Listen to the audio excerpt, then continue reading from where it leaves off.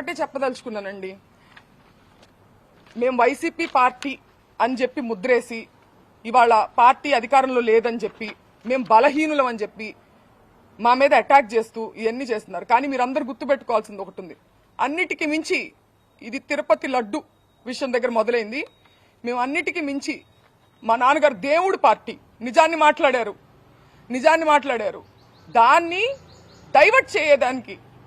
Divert చేసేదానికి ఆయన క్షమాపణ చెప్పినప్పటికీ కూడా ఇటువంటి దాడులు చేసి భయపెట్టి ఆయన దేనికి భయపడరు కాబట్టి ఇంట్లో స్త్రీల మీదకి వెళ్తే ఆయన భయపడతారనే ఒక చీప్ టాక్టిక్ ని ప్రదర్శించి ఇవాళ మా ఇంటి మీదకి వచ్చారు.